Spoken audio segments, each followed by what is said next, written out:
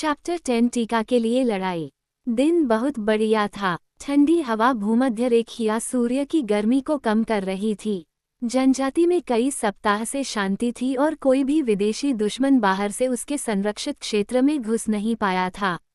बंदर मन के लिए ये सब इस बात का पर्याप्त सबूत था कि भविष्य तत्काल अतीत के समान होगा कि यूटोपिया कायम रहेगा।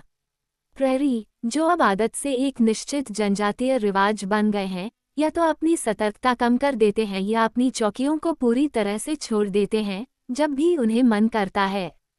जनजाति भोजन की तलाश में दूर दूर तक बिखरी हुई थी। इस प्रकार शांति और समृद्धि सबसे आदिम समुदाय की सुरक्षा को कमजोर कर सकती है, जैसा कि यह सबसे सुसंस्कृत समुदाय की सुरक्षा को कमजोर करती है। यहाँ तक कि व्यक्ति भी कम सतर्क और सावधान हो गए, जिससे कोई सोच सकता था कि नुमा और सबोर और शीता पूरी तरह से चीजों की योजना से गायब हो गए हैं।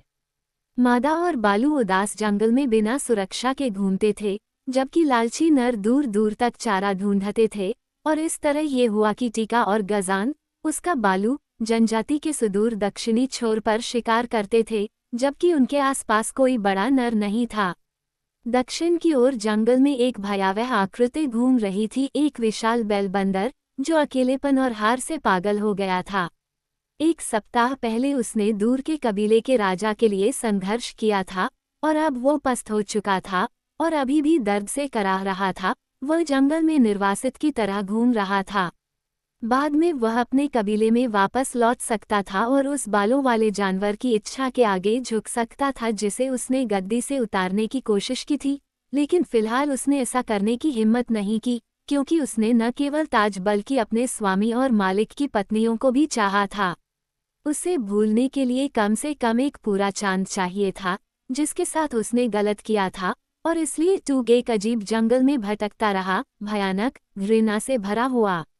इसी मानसिक स्थिति में टूग ने अप्रत्याशित रूप से जंगल में अकेले चर रही एक छोटी सी मादा को देखा। वह एक अजनबी थी, लचीली, मजबूत और तुलना से परे सुंदर। टूग ने अपनी सांस रोकी और जल्दी से पगडंडी के एक तरफ खिसक गया जहां उष्णकटिबंधीय झाड़ियों के घने पत्ते उसे टीका से छिपा रहे थे और उसे उसकी सुंदरता पर अपनी आंखें टिकाने की अनुमति दे रहे थे। लेकिन वे केवल टीका के बारे में ही चिंतित नहीं थे, वे उसके कबीले के बैलों, गायों और बालुओं की तलाश में आसपास के जंगल में घूमते थे, हालांकि मुख्य रूप से बैलों के लिए। जब कोई किसी विदेशी कबीले की लड़की को चाहता है तो उसे उन महान, क्रूर, बालों वाले रक्षकों को ध्यान में रखना चाहिए जो शायद ही कभी अपने वार्ड से दूर भटकते हैं और जो किसी साथी के साथी या संतान की रक्षा के लिए किसी अजनबी से मौत तक लड़ सकते हैं, ठीक वैसे ही जैसे वे अपने लिए लड़ते हैं। टूग को उस अजीब सी बंदर और उसके पास खेल रहे एक छोटे से बालू के अलावा किसी और बंदर का कोई निशान नहीं दिख रहा था। उसकी दुष्ट, रक्त रंजित आंखें आधी बंद थीं और वे पहले वाले के आकर्षण पर टिकी हुई थीं। जहां तक बालू की बात है, उसकी छोटी सी गर्दन के पीछे उसके बड़े जबड़े का एक झटका उसे किसी भी अनावश्यक खतरे को उठाने से रोक सकता था। टूग एक बड़ा नर था, जो कई मायनों में टीका के साथी, टॉग जैसा था। हर एक अपने चरम पर था, और हर एक में अद्भुत मांसलता, बेहतरीन नुकीले दांत और भयानक रूप से क्रूर था, जैसा कि वह चाहती थी। अगर टूग उसकी अपनी जनजाति का होता, तो टीका अपने संभोग के समय आने पर टॉग की तरह ही आसानी से उसके आगे झुक जाती, लेकिन अब वह टॉग की थी और कोई भी दूसरा नर व्यक्तिगत लड़ाई में टॉग को हराए बिना उस पर दावा नहीं कर सकता था। और तब भी टीका के पास इस मामले में कुछ अधिकार थे। अगर वह किसी संवाददाता का पक्ष नहीं लेती, तो वह अपने सही साथी के साथ सूची में शामिल हो सकती थी और उसकी प्रगति को हतोत्साहित करने में अपना योगदान दे सकती थी। एक ऐसा योगदान जो उसके स्वामी और मालिक के लिए कोई मामूली मदद साबित नहीं होगा, क्योंकि टीका, भले ही उसके नुकीले दांत नर से छोटे थे, लेकिन उनका बेहतरीन तरीके से इस्तेमाल कर सकती थी। अभी टीका सब कुछ छोड़कर भरिंगों की एक आकर्षक खोज में व्यस्त थी। उसे एहसास नहीं था कि वह और गाजान जनजाति के संतुलन से कितने दूर हो गए थे, न ही उसकी रक्षात्मक इंद्रियां उतनी सतर्क थीं जितनी होनी चाहिए थीं। पहरेदारों की सुरक्षा के तहत खतरे से महीनों की प्रतिरक्षा, जिसे टार्जन ने जनजाति को तैनात करना सिखाया था, ने उन सभी को उस भ्रम के आधार पर शांतिपूर्ण सुरक्षा की भावना में बहला दिया था जिसने अतीत में कई प्रबुद्ध समुदायों को बर्बाद कर दिया है और भविष्य में भी दूसरों को बर्बाद करना जारी रखेगा। क्योंकि उन पर हमला नहीं हुआ है, इसलिए उन पर कभी हमला नहीं होगा। ट्यूब ने खुद को संतुष्ट कर लिया कि केवल वह और उसका बालू ही आसपास के क्षेत्र में थे। चुपके से आगे बढ़ गया। जब वह आखिरकार उस पर टूट पड़ा तो टीका की पीठ उसकी ओर थी, लेकिन आखिरकार उसकी इंद्रियां खतरे की उपस्थिति के प्रति जाग उठीं और वह उस अजनबी बैल का सामना करने के लिए मुड़ी।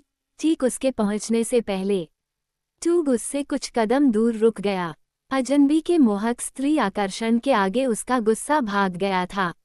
उसने सुलह करने वाली आवाजें निकाली, अपने चौड़े सपाट होंठों से चटकने की एक किस्म की आवाज जो कि ऑस्कुलेटरी सोलो में निकलने वाली आवाज से बहुत अलग नहीं थी। लेकिन टीका ने केवल अपने नुकीले दांत दिखाए और गुर्राया।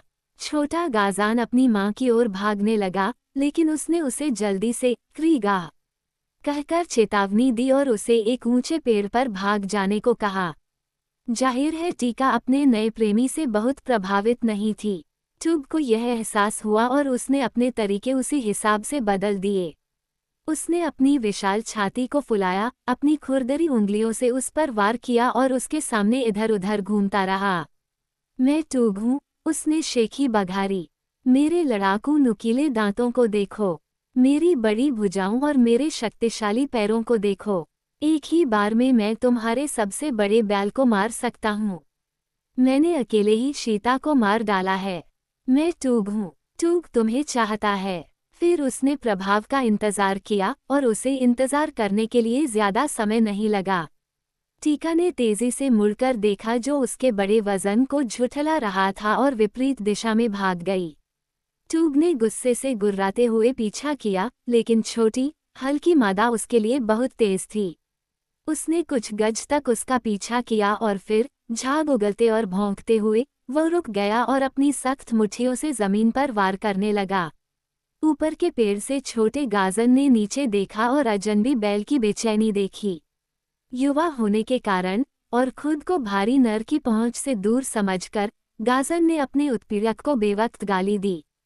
ट्यूब ने ऊपर देखा। टीका थोड़ी दूर पर रुक गई थी। वह अपने बालू से दूर नहीं जाएगी, ये बात ट्यूब को तुरंत समझ में आ गई और उसने तुरंत इसका फायदा उठाने का फैसला किया। उसने देखा कि जिस पेड़ पर युवा बंदर बैठा था वह सुनसान था और गाजन धरती पर आए बिना दूसरे पेड़ तक नहीं पहुंच सकता था। वह अपने बच्चे के प्रति मां के प्यार के जरिए उसे पालेगा। वह पेड़ की निचली शाखाओं में झूल गया। छोटे गाजन ने उसका अपमान करना बंद कर दिया। उसकी शैतानी अभिव्यक्ति आशंका में बदल गई, जिसके तुरंत बाद डर भी आ गया क्योंकि ट्यूब उसकी ओर चढ़ने लगा। टीका ने गाजन को ऊपर चढ़ने के लिए चिल्लाया और छोटा सा लड़का छोटी शाखाओं के बीच से ऊपर की ओर भागा, जो बड़े बैल का वजन नहीं संभाल सकती थी, लेकिन फिर भी ट्यूब चढ़ता रहा। टीका को डर नहीं था। वह जानती थी कि वह गाजन तक पहुंचने के लिए इतनी दूर नहीं चढ़ सकता, इसलिए वह पेड़ से थोड़ी दूरी पर बैठ गई और उसे जंगल की गालियां देने लगी। एक महिला होने के नाते वह इस कला में पारंगत थी, लेकिन वह ट्यूब के छोटे दिमाग की दुष्ट चालाकी को नहीं जानती थी। उसने यह मान लिया था कि बैल गजान की ओर जितना हो सके उतना ऊपर चढ़ेगा और फिर यह पाकर कि वह उस तक नहीं पहुंच सकता, उसका पीछा करना फिर से शुरू कर देगा, जो उसे पता था कि उतना ही निरर्थक साबित होगा। वह अपने बालू की सुरक्षा और खुद की देखभाल करने की अपनी क्षमता के बारे में इतनी आश्वस्त थी कि उसने मदद के लिए आवाज नहीं उठाई, जो जल्द ही जनजाति के अन्य सदस्यों को उसके पक्ष में लाने के लिए लाया होता। ट्यूब धीरे धीरे उस सीमा तक पहुंच गया जहां तक वह अपने भारी वजन को जोखिम में डालकर पतली शाखाओं पर हमला कर सकता था। गाजान अभी भी उससे 15 फीट ऊपर था। बैल ने खुद को संभाला और अपने शक्तिशाली हाथों में मुख्य शाखा को पकड़ लिया, फिर उसने उसे जोर से हिलाना शुरू कर दिया। टीका घबरा गई। तुरंत उसे एहसास हुआ कि बैल का इरादा क्या है। गाजान एक हिलती हुई शाखा से बहुत दूर तक चिपका हुआ था। पहली बार हिलाने पर उसका संतुलन बिगड़ गया, हालांकि वह पूरी तरह से गिरा नहीं, अपने 4 हाथों से अभी भी चिपका हुआ था, लेकिन ट्यूब ने अपने प्रयासों को दोगुना कर दिया। हिलने से वह शाखा जोरदार तरीके से टूट गई जिससे युवा बंदर चिपका हुआ था। टीका को ये सब साफ साफ पता था कि इसका क्या नतीजा होना चाहिए और अपनी माँ के प्यार की गहराई में अपने खतरे को भूलकर पेड़ पर चढ़ने और उस भयानक प्राणी से लड़ने के लिए आगे बढ़ी जिसने उसके छोटे बच्चे की जान को खतरा बना रखा था। लेकिन इससे पहले कि वह तने तक पहुंचती, टूब ने शाखा को जोर से हिलाकर गाजान की पकड़ ढीली कर दी।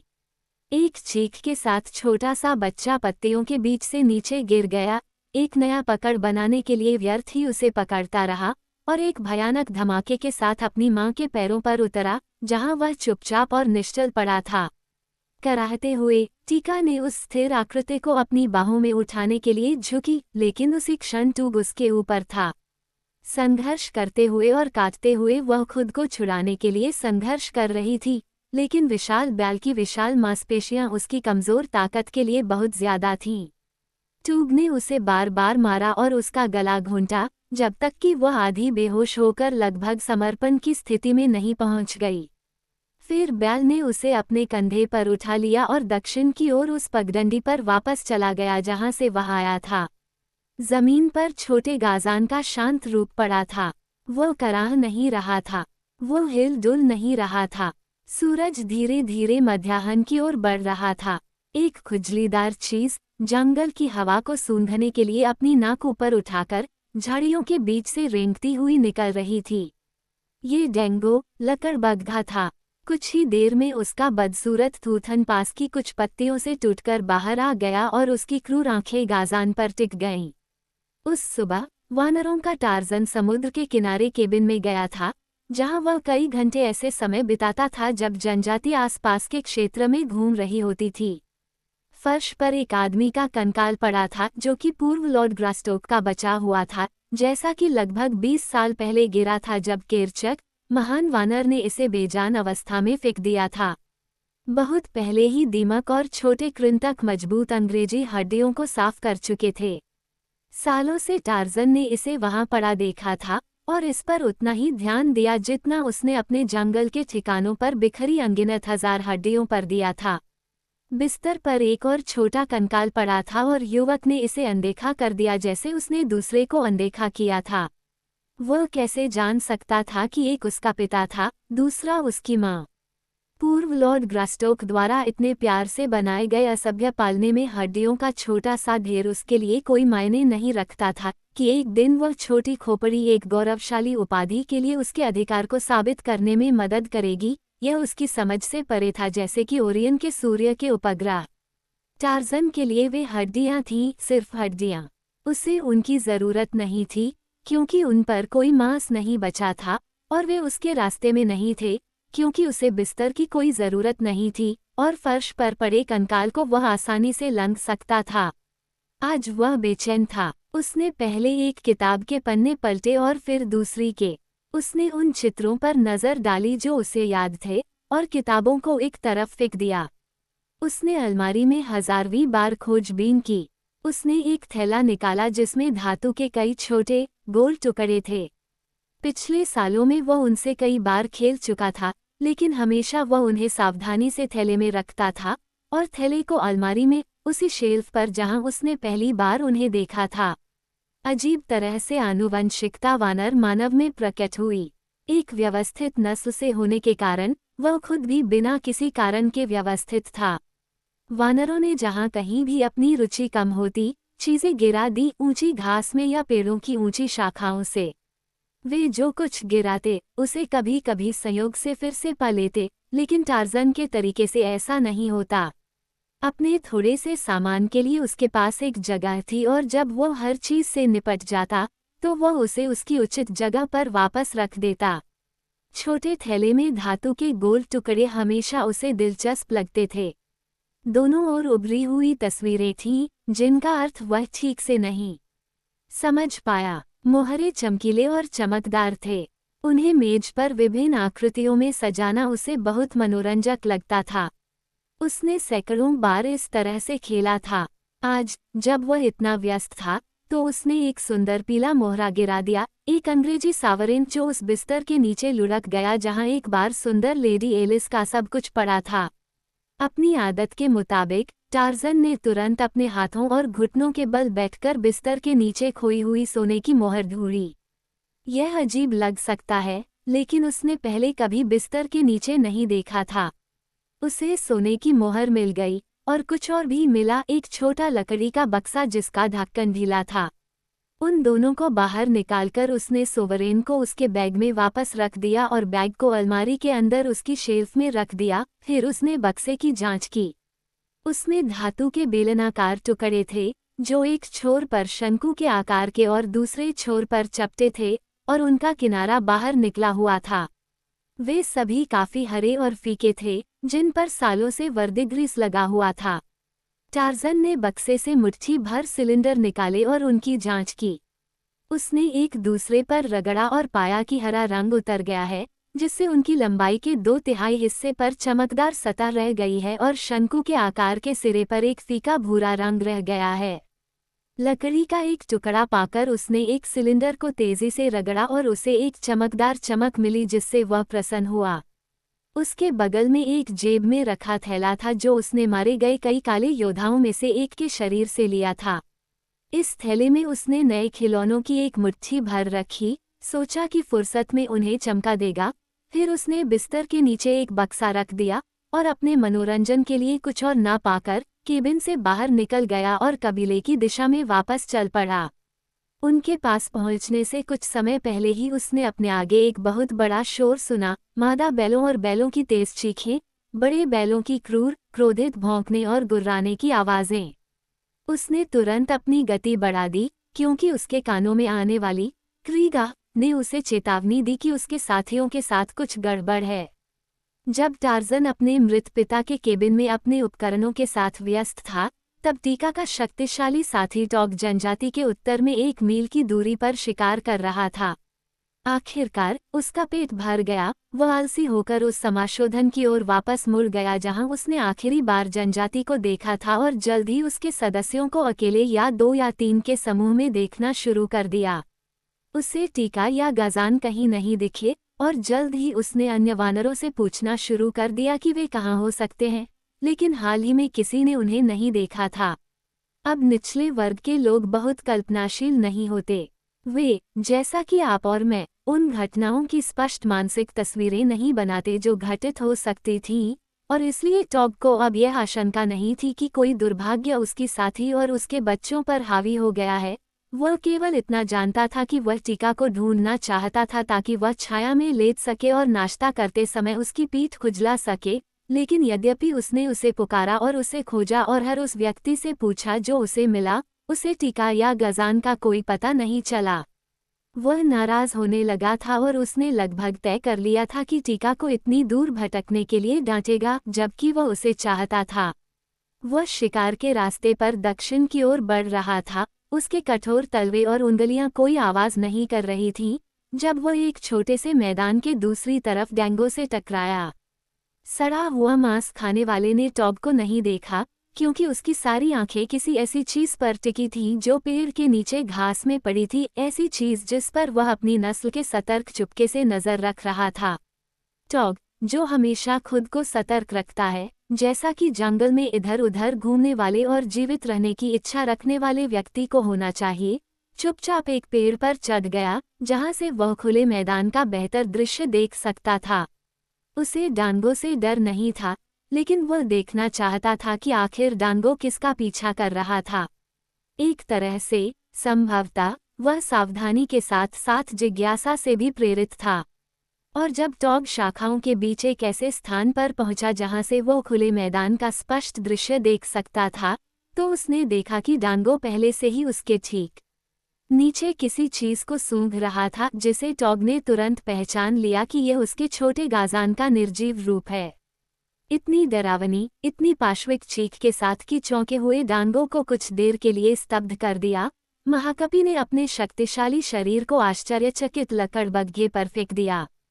चीख और गुर्राहट के साथ डांगो धरती पर कुचला हुआ अपने हमलावर पर टूट पड़ा, लेकिन एक गौरैया एक बाज पर उतनी ही प्रभावी ढंग से हमला कर सकती है। टॉग की बड़ी टेढ़ी उंगलियां लकड़बग्घे के गले और पीठ पर बंद हो गईं। उसके जबड़े एक बार उसकी खुरदरी गर्दन पर फंसे, जिससे रीढ़ की हड्डी कुचल गई और फिर उसने शव को तिरस्कारपूर्वक एक तरफ फेंक दिया। फिर से उसने बैल बंदर की तरह अपने साथी को पुकारने की आवाज उठाई, लेकिन कोई जवाब नहीं मिला। फिर वह गाजान के शरीर को सूंघने के लिए नीचे झुका। इस जंगली घिनौने जानवर के सीने में एक दिल धड़क रहा था जो, हालांकि थोड़ा सा, उसी पितृ प्रेम की भावनाओं से प्रेरित था जो हमें प्रभावित करती है। भले ही हमारे पास इसका कोई वास्तविक सबूत न हो, फिर भी हमें इसे जानना चाहिए, क्योंकि केवल इसी तरह से मानव जाति के अस्तित्व को समझाया जा सकता है, जिसमें बैलों की ईर्ष्या और स्वार्थ दौड़ के शुरुआती चरणों में बच्चों को उतनी ही तेजी से मिटा देते थे जितनी तेजी से वे दुनिया में आए थे। अगर भगवान ने जंगली हृदय में उस पितृ प्रेम को नहीं डाला होता जो नर की सुरक्षात्मक प्रवृत्ति में खुद को सबसे अधिक दृढ़ता से प्रमाणित करता है। टॉग में न केवल सुरक्षात्मक प्रवृत्ति अत्यधिक विकसित थी, बल्कि अपनी संतान के प्रति स्नेह भी था, क्योंकि टॉग उन विशाल मानव जैसे वानरों का एक असाधारण बुद्धिमान नमूना था, जिनके बारे में गोबी के मूल निवासी फुसफुसाते हुए बात करते हैं, लेकिन जिन्हें किसी श्वेत व्यक्ति ने कभी नहीं देखा था, या यदि देखा भी था तो उनके बारे में बताने के लिए तब तक जीवित नहीं रहा जब तक कि वानरों का टार्जन उनके बीच नहीं आया। और इसलिए टॉग को वैसा ही दुख हुआ जैसा किसी भी अन्य पिता को अपने छोटे बच्चे के खोने पर होता है। आपको छोटा गाजान एक घिनौना और घृणित प्राणी लग सकता था, लेकिन टॉग और टीका के लिए वो उतना ही सुंदर और प्यारा था जितना कि आपकी छोटी मेरी या जॉनी या एलिजाबेथन है, और वो उनका पहला बच्चा था, उनका एकमात्र बालू था, और एक नर था। 3 चीजें जो एक छोटे बंदर को किसी भी प्यारे पिता की आंखों का तारा बना सकती हैं। एक पल के लिए टॉग ने उस शांत छोटे से जीव को सूंघा। अपने थूथन और जीभ से उसने उसके उलझे हुए कोट को सहलाया और सहलाया। उसके क्रूर होठों से एक धीमी कराह निकली, लेकिन दुख के साथ ही बदला लेने की तीव्र इच्छा भी उभरी। अपने पैरों पर उछलकर वह फ्रीगा की जोरदार चीख निकालने लगा, जिसमें समय समय पर एक क्रोधित, चुनौती देने वाले बैल की खून जमा देने वाली चीख सुनाई देती थी, एक क्रोध से पागल बैल जिसके अंदर खून की प्यास प्रबल थी। उसकी चीखों का जवाब देते हुए पेड़ों के बीच से उसकी ओर आती जनजाति की चीखें सुनाई दी। ये वही चीखें थीं जो टार्जन ने अपने केबिन से लौटते समय सुनी, और उनके जवाब में उसने अपनी आवाज़ ऊंची की और तेजी से आगे बढ़ा जब तक कि वह जंगल की बीच की सीढ़ियों से उड़ता हुआ नहीं निकल गया। जब वह आखिरकार जनजाति के पास पहुंचा तो उसने देखा कि उनके सदस्य टॉग के चारों ओर इकट्ठे हुए थे और कुछ ऐसा था जो चुपचाप जमीन पर पड़ा था। उनके बीच से निकलकर टार्जन समूह के केंद्र में पहुंचा। टॉग अभी भी अपनी चुनौतियों को दहाड़ रहा था, लेकिन जब उसने टार्जन को देखा तो वह रुक गया और झुककर गाजान को अपनी बाहों में उठा लिया और उसे टार्जन को दिखाने के लिए आगे बढ़ाया। जनजाति के सभी बैलों में से टॉग को केवल टार्जन से ही लगाव था। टार्जन पर वह भरोसा करता था और उसे अधिक बुद्धिमान और चालाक मानता था। अब वह टार्जन के पास आया, अपने बालू दिनों के खेल के साथी के पास, अपनी परिपक्वता की असंख्य लड़ाइयों का साथी। जब टार्जन ने टॉग की बाहों में उस स्थिर आकृति को देखा तो उसके होठों से एक धीमी सी गड़गड़ाहट निकली, क्योंकि वह भी टीका के छोटे बालू से प्यार करता था। ये किसने किया? उसने पूछा। टीका कहाँ है? मुझे नहीं पता, टॉग ने जवाब दिया। मैंने उसे यहाँ लेटे हुए पाया था और डांगो उसे खाने वाला था, लेकिन ये डांगो नहीं था जिसने ऐसा किया, उस पर कोई दांत के निशान नहीं है। टार्जन करीब आया और गाजान की छाती से कान लगाकर बोला, वह मरा नहीं है। शायद वह नहीं मरेगा। वह वानरों की भीड़ के बीच से आगे बढ़ा और एक बार उनके चारों ओर चक्कर लगाया, कदम दर कदम जमीन की जांच की। अचानक वह रुक गया और अपनी नाक जमीन के पास रखकर सूंघने लगा। फिर वह अपने पैरों पर उछल पड़ा और एक अजीब सी चीख निकाली। टॉग और दूसरे आगे बढ़े, क्योंकि आवाज से उन्हें पता चल गया था कि शिकारी को अपने शिकार का निशान मिल गया है। एक अजनबी सांड यहाँ आया था, टार्जन ने कहा। उसी ने गाजान को चोट पहुंचाई थी। वह टीका को उठा ले गया है। टॉग और दूसरे बैल दहाड़ने लगे और धमकाने लगे, लेकिन उन्होंने कुछ नहीं किया। अगर अजनबी बैल नज़र में होता तो वे उसे टुकड़े टुकड़े कर देते, लेकिन उन्हें उसका पीछा करने का ख्याल ही नहीं आया। अगर तीनों बैल कबीले के इर्द गिर्द नजर रखते तो ऐसा नहीं होता, टार्ज़न ने कहा। जब तक आप तीनों बैलों को दुश्मन पर नजर रखने के लिए नहीं रखेंगे, तब तक ऐसी चीजें होती रहेंगी। जंगल दुश्मनों से भरा हुआ है, और फिर भी आप अपनी मादाओं और अपने बैलों को जहां चाहे चरने देते हैं, अकेले और असुरक्षित। टार्ज़न अब जाता है, वह टीका को ढूंढने और उसे कबीले में वापस लाने जाता है। यह विचार दूसरे बैलों को भी पसंद आया। वे चिल्ला उठे, हम सब जाएंगे। नहीं, टार्ज़न ने कहा, तुम सब नहीं जाओगे। जब हम शिकार करने और लड़ने के लिए बाहर जाते हैं तो हम भेड़ों और बैलों को नहीं ले जा सकते। तुम्हें उनकी रखवाली करनी होगी, नहीं तो तुम सब खो दोगे। वे सिर खुजाने लगे। उनकी सलाह की समझदारी उन्हें समझ में आ रही थी, लेकिन पहले तो वे नए विचार से बहक गए थे। दुश्मन अपराधी का पीछा करके उसका इनाम छीनने और उसे दंडित करने का विचार। सदियों से चली आ रही रीति रिवाजों के कारण सामुदायिक प्रवृत्ति उनके चरित्र में समाहित थी। उन्हें नहीं पता था कि उन्होंने अपराधी का पीछा करके उसे दंडित करने के बारे में क्यों नहीं सोचा। वे नहीं जान सकते थे कि ऐसा इसलिए था क्योंकि वे अभी तक उस मानसिक स्तर पर नहीं पहुंचे थे जो उन्हें व्यक्तिगत रूप से काम करने की अनुमति देता। तनाव के समय सामुदायिक प्रवृत्ति ने उन्हें एक छोटे झुंड में इकट्ठा होने के लिए प्रेरित किया, जहां बड़े बैल अपनी संयुक्त शक्ति और क्रूरता के वजन से उन्हें दुश्मन से सबसे अच्छी तरह बचा सकते थे। दुश्मन से युद्ध करने के लिए अलग होने का विचार अभी तक उनके मन में नहीं आया था। ये रीति रिवाज के लिए बहुत विदेशी था, सामुदायिक हितों के लिए बहुत प्रतिकूल, लेकिन टार्ज़न के लिए यह पहला और सबसे स्वाभाविक विचार था। उसकी इंद्रियों ने उसे बताया कि टीका और गाज़ान पर हमले से जुड़ा सिर्फ एक बैल था। एक अकेले दुश्मन को उसकी सजा के लिए पूरे कबीले की जरूरत नहीं थी। 2 तेज बैलों ने तुरंत उसे पकड़ लिया और टीका को बचा लिया। अतीत में कभी किसी ने उन मादाओं की तलाश में जाने के बारे में नहीं सोचा था जो कभी कभी जनजाति से चुरा ली जाती थीं। अगर नुमा, सबोर, शीता या किसी अन्य जनजाति का कोई भटकता हुआ बैल बंदर किसी नौकरानी या महिला को बिना किसी की नज़र में उठा ले जाता, तो उसका अंत हो जाता, वह चली जाती, बस। अगर पीड़ित महिला का विवाह हो चुका होता तो शोक संतप्त पति 1 या 2 दिन तक इधर उधर गुर्राता रहता, और फिर अगर वह काफी मजबूत होता तो जनजाति के भीतर ही किसी दूसरे साथी को ले लेता, और अगर नहीं तो दूसरे समुदाय से एक को चुराने के लिए जंगल में दूर तक भटकता रहता। अतीत में वानरों के टार्ज़न ने इस प्रथा को इस कारण से उचित ठहराया था कि उसे चुराए गए लोगों में कोई दिलचस्पी नहीं थी, लेकिन टीका उसका पहला प्यार था और टीका के बालू ने उसके दिल में वैसे ही जगह बनाई थी जैसी उसके अपने बालू ने बनाई होती। बस एक बार पहले टार्ज़न ने पीछा करके बदला लेने की इच्छा की थी। ये सालों पहले की बात है जब कुलोंगा, जो कि मुखिया मबोंगा का बेटा था, ने काला को मार डाला था। तब अकेले ही टार्ज़न ने पीछा करके बदला लिया था। अब हालांकि कम हद तक वो उसी जुनून से प्रेरित था। वह टॉग की ओर मुड़ा। गाज़न को मुंगा के पास छोड़ दो, उसने कहा। वह बूढ़ी है और उसके नुकीले दांत टूट गए हैं और वो बेकार है, लेकिन जब तक हम टीका के साथ वापस नहीं आते तब तक वह गाज़न की देखभाल कर सकती है, और अगर हमारे वापस आने पर गाज़न मर गई, उसने मुंगा को संबोधित करते हुए कहा, मैं तुम्हें भी मार डालूंगा। हम कहाँ जा रहे हैं? टॉग ने पूछा। हम टीका को लेने जा रहे हैं, बंदर आदमी ने जवाब दिया, और उस बैल को मार देंगे जिसने उसे चुराया है। आओ, वो फिर से अजनबी बैल के निशान की ओर मुड़ा, जो उसकी प्रशिक्षित इंद्रियों को स्पष्ट रूप से दिखाई दे रहा था। नहीं, उसने पीछे मुड़कर देखा कि क्या टॉग उसका पीछा कर रहा था। बाद वाले ने गाज़ान को मुंगा की बाहों में एक विदाई के साथ रखा।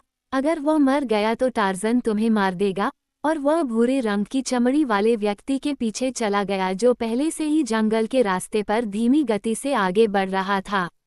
केरचाक जनजाति का कोई भी अन्य बैल टार्ज़न जितना अच्छा ट्रेलर नहीं था, क्योंकि उसकी प्रशिक्षित इंद्रियों को उच्च स्तर की बुद्धि से सहायता मिली थी। उसके विवेक ने उसे शिकार के लिए प्राकृतिक मार्ग बता दिया था, इसलिए उसे रास्ते में सबसे स्पष्ट निशानों पर ध्यान देने की आवश्यकता थी, और आज ट्यूब का मार्ग उसके लिए उतना ही स्पष्ट था जितना कि आपके या मेरे लिए मुद्रित पृष्ठ पर टाइप करना। वानर मानव की पतली आकृति के पीछे पीछे विशाल और झबरा बैल वानर आ रहा था। उनके बीच कोई शब्द नहीं बोले गए। वे जंगल की असंख्य छायाओं के बीच दो छायाओं की तरह चुपचाप आगे बढ़ रहे थे। उसकी आंखों और कानों की तरह ही टार्ज़न की कुलीन नाक भी सतर्क थी। निशान ताज़ा था, और अब जब वे जनजाति की मजबूत वानर गंध की सीमा से गुजर चुके थे, तो उसे केवल गंध से टूग और टीका का पीछा करने में कोई कठिनाई नहीं हुई। टीका के परिचित गंध निशान ने टार्ज़न और टॉग दोनों को बताया कि वे उसके पीछे हैं, और जल्द ही टूग की गंध भी दूसरे की तरह परिचित हो गई। वे तेजी से आगे बढ़ रहे थे जब अचानक घने बादलों ने सूरज को ढक लिया। टार्ज़न ने अपनी गति बढ़ा दी।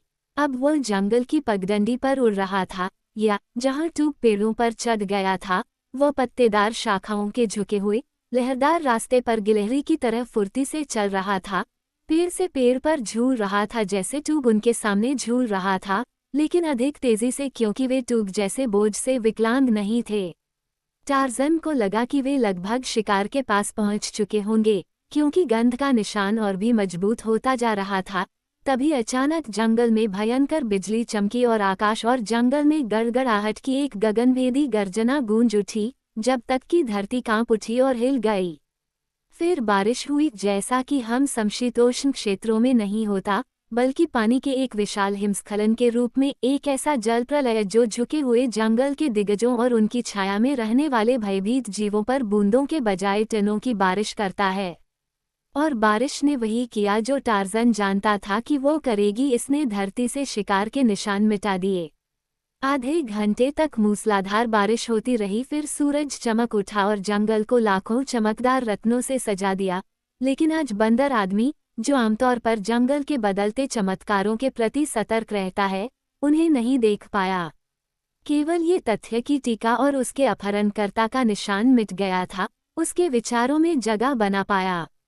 पेड़ों की शाखाओं के बीच भी अच्छी तरह से घिसी हुई पगडंडियां हैं, जैसे जमीन की सतह पर पगडंडियां होती हैं, लेकिन पेड़ों में वे अधिक बार शाखाएं बनाती हैं और पार करती हैं, क्योंकि सतह पर घने झाड़ झंखाड़ के बीच रास्ता अधिक खुला होता है।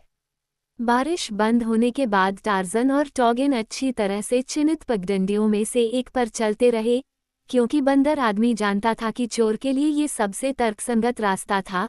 लेकिन जब वे एक दोराहे पर पहुंचे तो वे असमंजस में पड़ गए। यहाँ वे रुके, जबकि टार्ज़न ने हर उस शाखा और पत्ते की जांच की जिसे भागते हुए बंदर ने छुआ हो सकता था। उसने पेड़ की टहनी को सूंघा और अपनी गहरी आंखों से उसने पेड़ की छाल पर शिकार के रास्ते का कोई संकेत ढूंढने की कोशिश की। ये धीमी गति से चलने वाला काम था और टार्ज़न को पता था कि हर समय विदेशी जनजाति का बैल उनसे दूर चला जा रहा था, कीमती मिनट हासिल करते हुए जो उसे सुरक्षित जगह पर ले जा सकते थे इससे पहले कि वे उसे पकड़ सकें। पहले वह एक दोराहे पर गया, फिर दूसरे पर। उसने हर वो परीक्षण किया जो उसके अद्भुत जंगल कौशल को पता था, लेकिन बार बार वह हैरान रह गया, क्योंकि भारी बारिश के कारण हर खुले स्थान पर गंध बह गई थी। आधे घंटे तक टार्ज़न और टॉग खोजते रहे। आखिरकार एक चौड़े पत्ते के नीचे टार्ज़न की तेज नाक ने टूग की गंध के निशान को पकड़ा, जहां पत्ती ने एक बालों वाले कंधे को छुआ था जब महान वानर पत्तियों के बीच से गुजरा था। एक बार फिर दोनों ने निशान का पता लगाना शुरू किया, लेकिन अब ये काम धीमा था और कई बार निराशा पैदा करने वाली देरी हुई जब ऐसा लगा कि निशान खो गया है और उसे वापस पाना असंभव है। आपके या मेरे लिए बारिश आने से पहले भी कोई निशान नहीं था, सिवाय शायद तब जब टूग धरती पर आया हो और शिकार के निशान का अनुसरण किया हो। ऐसी जगहों पर एक विशाल हाथ जैसे पैर और एक बड़े हाथ की उंगलियों के निशान कभी कभी इतने स्पष्ट होते थे कि कोई साधारण व्यक्ति उन्हें पढ़ सकता था। टार्ज़न इन और अन्य संकेतों से जानता था कि बंदर अभी भी टीका को ले जा रहा था। उसके पैरों के निशान की गहराई किसी भी बड़े बैल की तुलना में बहुत अधिक वजन का संकेत देती थी, क्योंकि वे टूग और टीका के संयुक्त वजन के नीचे बने थे, जबकि यह तथ्य कि केवल एक हाथ की उंगलियां हर समय जमीन को छूती थीं, ये दर्शाता था कि दूसरा हाथ किसी और काम में लगा हुआ था, कैदी को बालों वाले कंधे पर पकड़ने का काम। टार्ज़न सुरक्षित स्थानों में बोझ को एक कंधे से दूसरे कंधे पर बदलते हुए देख सकता था, जैसा कि बोझ के एक और पैर के निशान के गहरे होने से पता चलता था, तथा पगडंडी के एक ओर से दूसरी ओर अंगुलियों के निशानों के बदलने से पता चलता था। सभी रास्तों पर ऐसे हिस्से थे जहां बंदर अपने पिछले पैरों पर पूरी तरह से खड़ा होकर काफी दूर तक चला गया था, एक आदमी की तरह चलता हुआ। लेकिन यही बात उसी प्रजाति के किसी भी महान मानव के लिए भी सच हो सकती थी, क्योंकि चिंपांजी और गोरिल्ला के विपरीत वे अपने हाथों की सहायता के बिना भी उतनी ही आसानी से चलते हैं जितनी आसानी से। हालांकि ऐसी चीजें ही थीं जो टार्ज़न और टॉग को अपहरणकर्ता की शक्ल पहचानने में मदद करती थीं, और उसकी व्यक्तिगत गंध विशेषता के साथ जो पहले से ही उनकी यादों में अमिट रूप से अंकित थी। वे उसे पहचानने की बेहतर स्थिति में थे जब वे उसके पास आए, भले ही उसने टीका को पहले ही खत्म कर दिया हो, एक आधुनिक जासूस की तुलना में जो अपनी तस्वीरों और बर्टिलन मापों के साथ सभ्य न्याय से भगोड़े को पहचानने में सक्षम है।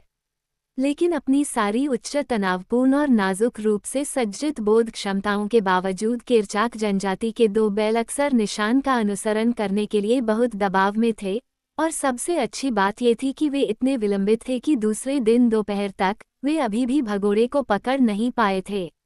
गंध अब तेज थी, क्योंकि यह बारिश के बाद बनी थी, और टार्ज़न जानता था कि चोर और उसकी लूट तक पहुंचने में उन्हें ज्यादा समय नहीं लगेगा। उनके ऊपर जब वे चुपके से आगे बढ़े, मनु, बंदर और उसके 1000 साथी बड़बड़ा रहे थे, पीतल के पंखों वाले पक्षी चीख रहे थे और चिल्ला रहे थे, जंगल के पत्तों की सरसराहट के बीच अनगिनत कीड़े भिनभिना रहे थे और गुनगुना रहे थे। और जब वे गुजरे तो एक छोटी सी भूरी दाढ़ी एक हिलती हुई शाखा पर चीख रही थी और डांट रही थी। उसने नीचे देखा और उन्हें देखा। तुरंत ही डांटना और चीखना बंद हो गया, और लंबी दुम वाला घुन ऐसे भागा जैसे शीता तेंदुआ को पंख लग गए हों और वह उसका पीछा कर रहा हो। सभी को लगा कि वह एक बहुत ही डरा हुआ छोटा बंदर था जो अपनी जान बचाने के लिए भाग रहा था। उसमें कोई भी भयावहता नहीं दिख रही थी। और इस पूरे समय में टीका का क्या हुआ? क्या वह आखिरकार अपने भाग्य को स्वीकार कर चुकी थी और एक प्यार करने वाली और विनम्र पत्नी की उचित विनम्रता के साथ अपने नए साथी के साथ चल रही थी? जोड़ी पर एक नज़र डालने से ही इन सवालों के जवाब मिल जाते, जो सबसे ज्यादा आलोचना करने वाले व्यक्ति को भी पूरी तरह से संतुष्ट कर देते। वो कई घावों से फटी हुई थी और खून बह रहा था, जो उदास टूग ने उसे अपनी इच्छा के अनुसार वश में करने के अपने व्यर्थ प्रयासों में दिए थे, और टूग भी विकृत और विकृत हो गया था, लेकिन जिद्दी क्रूरता के साथ वह अभी भी अपने अब बेकार पुरस्कार से चिपका हुआ था। जंगल से होते हुए वह अपने कबीले के कबीलों की दिशा में आगे बढ़ा। उसे उम्मीद थी कि उसका राजा उसके विश्वासघात को भूल गया होगा, लेकिन अगर नहीं भी भूला तो भी वह अपनी किस्मत पर निर्भर था। इस डरावनी औरत के अकेले साथ को और लंबे समय तक सहने से बेहतर कोई भी किस्मत होगी, और फिर वह अपने साथियों को अपनी बंदी दिखाना भी चाहता था। शायद वह राजा के लिए उसकी कामना कर सकता था। ये संभव है कि इस विचार ने उसे ऐसा करने के लिए प्रेरित किया हो। अंततः वे एक पाकानुमा उपवन में चरते हुए दो बैलों के पास पहुंचे। एक सुंदर उपवन जिसमें विशाल पत्थर बिखरे हुए थे, जिनका आधा हिस्सा उपजाऊ चिकनी मिट्टी में धंसा हुआ था, संभवतः उस विस्मृत युग के मूक स्मारक जब विशाल हिमनदियां अपनी धीमी गति से बहती थीं, जहां अब एक तपता हुआ सूरज उष्णकटिबंधीय जंगल पर पड़ रहा है। दोनों बैलों ने ऊपर देखा, अपने लंबे लड़ाई वाले नुकीले दांत दिखाते हुए। तभी दूर से टूग दिखाई दिया। बाद वाले ने दोनों को दोस्त के रूप में पहचाना। ये टूग है, उसने गुर्राते हुए कहा। टूग एक नई मादा के साथ वापस आया है। वानरों ने उसके करीब आने का इंतजार किया। टीका ने एक गुर्राहट भरा दांतेदार चेहरा उनकी ओर घुमाया। वह देखने में सुंदर नहीं थी, फिर भी उसके चेहरे पर खून और घृणा के कारण उन्हें एहसास हुआ कि वह सुंदर थी, और वे टूग से ईर्ष्या करने लगे। अफसोस, वे टीका को नहीं जानते थे। जब वे एक दूसरे को देख रहे थे, तभी पेड़ों के बीच से एक लंबी पूंछ वाला छोटा बंदर उनकी ओर दौड़ा, जिसके मूंछें भूरे रंग की थीं। वो बहुत ही उत्साहित छोटा बंदर था। जब वह सीधे ऊपर एक पेड़ की शाखा पर रुका, दो अजीबोगरीब बैल आए। वह चिल्लाया, एक मैंगनी है, दूसरा एक भयानक बंदर है जिसके शरीर पर बाल नहीं हैं। वे टूग के निशान का पीछा करते हैं। मैंने उन्हें देखा। चारों वानरों ने अपनी आंखें पीछे की ओर घुमाई, जिस रास्ते से टूग अभी अभी आया था। फिर वे एक दूसरे को 1 मिनट तक देखते रहे। आओ, टूग के दो दोस्तों में से बड़े ने कहा, हम समाशोधन के पार घनी झाड़ियों में अजनबियों का इंतजार करेंगे। वह मुड़ा और खुले मैदान में चला गया। बाकी लोग उसके पीछे पीछे चल रहे थे। छोटा बंदर नाच रहा था, पूरे जोश में। जीवन में उसका मुख्य मनोरंजन जंगल के बड़े निवासियों के बीच खूनी मुठभेड़ें कराना था, ताकि वह पेड़ों की सुरक्षा में बैठकर तमाशा देख सके। वह खून खराबे का बहुत शौकीन था। ये छोटा, मूंछों वाला, भूरा बंदर, जब तक कि वह दूसरों का खून खराबा करता रहे, एक विशिष्ट लड़ाई प्रशंसक ग्रेबर्ड था। बंदरों ने उस पगडंडी के पास झाड़ियों में छिपकर खुद को छिपा लिया, जिस पर 2 अजनबी बैल गुजर रहे थे। टीका उत्तेजना से कांप उठी। उसने मनु की बातें सुनी थीं, और वह जानती थी कि बिना बालों वाला बंदर टार्जन होगा, जबकि दूसरा निस्संदेह टॉग था। उसने कभी भी, अपनी सबसे बड़ी उम्मीद में भी, इस तरह की मदद की उम्मीद नहीं की थी। उसका एक ही विचार था कि भागकर किरचाक जनजाति में वापस जाना, लेकिन ये भी उसे व्यावहारिक रूप से असंभव लग रहा था। टॉग ने उसे इतनी बारीकी से देखा था। जैसे ही टॉग और टार्जन उस बाग में पहुंचे जहां टॉग अपने दोस्तों से मिला था, बंदर की गंध इतनी तेज हो गई कि दोनों को पता चल गया कि शिकार बस कुछ ही दूरी पर है। और इसलिए वे और भी ज्यादा सावधानी से आगे बढ़े, क्योंकि वे चाहते थे कि अगर हो सके तो चोर को पीछे से पकड़ लें और इससे पहले कि वो उनकी मौजूदगी का एहसास करे, उस पर हमला कर दें। उन्हें नहीं पता था कि एक छोटे भूरे मूंछ वाले बंदर ने उन्हें रोक लिया था। नहीं उन्हें पता था कि 3 जोड़ी जंगली आंखें पहले से ही उनकी हर हरकत पर नजर रख रही थीं और उनके खुजली वाले पंजों और लार टपकाते गालों की पहुंच में आने का इंतजार कर रही थीं। वे आगे बढ़ते हुए उपवन के पार पहुंचे, और जैसे ही वे घने जंगल की ओर जाने वाले रास्ते पर पहुंचे, अचानक उनके सामने क्रीगाह की आवाज आई। टीका की जानी पहचानी आवाज में क्रीगाह। टूग और उसके साथियों के छोटे दिमागों को यह अंदाजा नहीं था कि टीका उन्हें धोखा दे सकती है, और अब जब उसने ऐसा कर दिया तो वे गुस्से से पागल हो गए। टूग ने उस पर एक जोरदार प्रहार किया जिससे वह गिर गई, और फिर तीनों टार्जन और टॉग से युद्ध करने के लिए आगे बढ़े। छोटा बंदर अपने बसेरे पर नाच रहा था और खुशी से चिल्ला रहा था। और वास्तव में वह बहुत खुश हो सकता था, क्योंकि यह एक शानदार लड़ाई थी। कोई प्रारंभिक तैयारी नहीं थी, कोई औपचारिकता नहीं थी, कोई परिचय नहीं था। 5 बैलों ने केवल हमला किया और एक दूसरे को जकड़ लिया। वे संकरी पगडंडी पर लुढ़के और उसके बगल में घनी हरियाली में चले गए। उन्होंने काटा, नोचा, खरोंचा और मारा, और इस दौरान उन्होंने गुर्राहट, भौंकने और दहाड़ने का सबसे भयावह कोरस जारी रखा। 5 मिनट में वे फट गए और खून बहने लगा, और छोटा भूरा दाढ़ी वाला ऊंची छलांग लगाता, अपनी आदिम वाहवाही करता, लेकिन हमेशा उसका रवैया अंगूठा नीचे होता। वह किसी को मरते हुए देखना चाहता था। उसे परवाह नहीं थी कि वह दोस्त है या दुश्मन। उसे खून चाहिए था, खून और मौत। टॉग पर टूग और दूसरे बंदरों ने हमला किया था, जबकि टार्जन के पास तीसरा बंदर था, एक बहुत बड़ा जानवर जिसकी ताकत भैंस जितनी थी।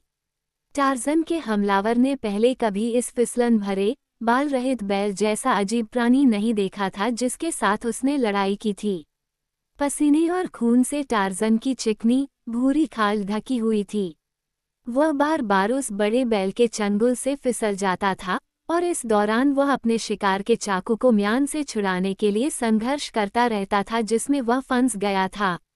आखिरकार वह सफल हो गया। एक भूरे रंग का हाथ बाहर निकला और बालों वाले गले को पकड़ लिया। दूसरा तेज ब्लेड को पकड़ते हुए ऊपर की ओर उड़ गया। 3 तेज, शक्तिशाली वार और बैल कराहते हुए शिथिल हो गया, अपने प्रतिद्वंद्वी के नीचे निढाल होकर गिर पड़ा। तुरंत टार्जन मरते हुए बैल के चंगुल से छूट गया और टॉग की सहायता के लिए उछला। टॉग ने उसे आते देखा और उससे मिलने के लिए मुड़ा। हमले के प्रभाव में टार्जन का चाकू उसके हाथ से छिटक गया और फिर टॉग ने उसे घेर लिया। अब लड़ाई बराबरी की थी, 2 बनाम 2, जबकि कगार पर टीका अब उस प्रहार से उबर चुकी थी जिसने उसे गिरा दिया था, सहायता करने के अवसर की प्रतीक्षा में चुपचाप खड़ी थी। उसने टार्ज़न का चाकू देखा और उसे उठा लिया। उसने कभी इसका इस्तेमाल नहीं किया था, लेकिन वह जानती थी कि टार्ज़न इसका इस्तेमाल कैसे करता है। वो हमेशा उस चीज़ से डरती थी जो जंगल के सबसे शक्तिशाली लोगों को उसी आसानी से मौत के घाट उतार देती थी, जिस तरह टेंटोर के बड़े दांत टेंटोर के दुश्मनों को मौत के घाट उतार देते हैं।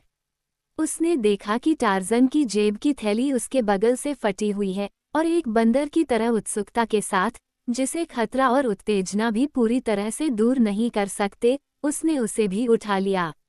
अब बैल खड़े थे, उनकी नसें टूट चुकी थीं। उनके शरीर से खून बह रहा था, उनके चेहरे लाल हो चुके थे। छोटा भूरा दाढ़ी वाला इतना मोहित हो गया था कि आखिरकार वह चीखना और नाचना भी भूल गया था, लेकिन वह तमाशा देखने के आनंद में मस्त होकर अकड़कर बैठा था। टार्ज़न और टॉग ने अपने विरोधियों को पीछे धकेलते हुए बाग के उस पार वापस आ गए। टीका धीरे धीरे उनके पीछे पीछे चल रही थी। उसे समझ में नहीं आ रहा था कि क्या करे। वो लंगड़ी और दर्द से कराह रही थी और उस भयावह अनुभव से थक चुकी थी जिससे वह गुजरी थी, और उसे अपने साथी और अपने कबीले के दूसरे बैल की वीरता पर पूरा भरोसा था। इन दो अजनबियों के साथ लड़ाई में उन्हें मादा की मदद की जरूरत नहीं पड़ेगी। लड़ाकों की दहाड़ और चीखें जंगल में गूंज उठीं, दूर पहाड़ियों में गूंज उठीं।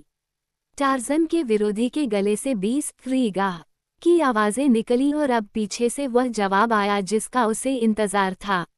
ग्रोव में भौंकते और गुर्राते हुए 20 विशाल बैल बंदर आए, टूब के कबीले के लड़ाकू पुरुष। टीका ने उन्हें सबसे पहले देखा और टार्ज़न और टॉग को चेतावनी देते हुए चिल्लाया।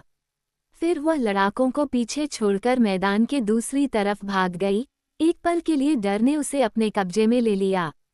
नहीं कोई उस भयावह यातना के बाद उसकी निंदा कर सकता है जिससे वह अभी भी पीड़ित थी। उन पर बड़े बड़े बंदर टूट पड़े। कुछ ही पलों में टार्ज़न और टॉग के टुकड़े टुकड़े हो गए, जो बाद में डम डम के बर्बर तांडव का मुख्य हिस्सा बन गए। टीका ने पीछे मुड़कर देखा। उसने अपने रक्षकों के आसन भाग्य को देखा और उसके बर्बर सीने में शहादत की चिंगारी जगी, जिसे किसी सामान्य पूर्वज ने टीका, जंगली बंदर और उच्च श्रेणी की गौरवशाली महिलाओं को समान रूप से प्रेषित किया था, जिन्होंने अपने पुरुषों के लिए मौत को आमंत्रित किया है। एक तीखी चीख के साथ वो उन योद्धाओं की ओर भागी, जो एक विशाल चट्टान के नीचे एक बड़े समूह में लुढ़क रहे थे, जो कि उपवन में बिखरे हुए थे, लेकिन वह क्या कर सकती थी।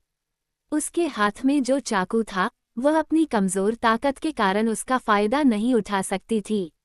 उसने टार्ज़न को मिसाइल फेंकते देखा था, और उसने अपने बचपन के साथी से कई अन्य चीजों के साथ यह सीखा था। उसने फेंकने के लिए कुछ ढूंढा और आखिरकार उसकी उंगलियां उस थैली में रखी कठोर वस्तुओं को छू गईं, जो बंदर आदमी से फाड़ी गई थी। उसने बर्तन को फाड़कर मुट्ठी भर चमकदार सिलेंडर इकट्ठा किए। वे अपने आकार के हिसाब से भारी थे, उसे लगा कि वे मिसाइल हैं। उसने अपनी पूरी ताकत से उन्हें ग्रेनाइट के पत्थर के सामने लड़ रहे वानरों पर फेंका। परिणाम ने टीका को उतना ही आश्चर्यचकित किया जितना कि वानरों को। एक जोरदार धमाका हुआ, जिसने लड़ाकों को बहरा कर दिया, और तीखे धुएं का गुबार उठा। इससे पहले किसी ने ऐसी भयावह आवाज नहीं सुनी थी।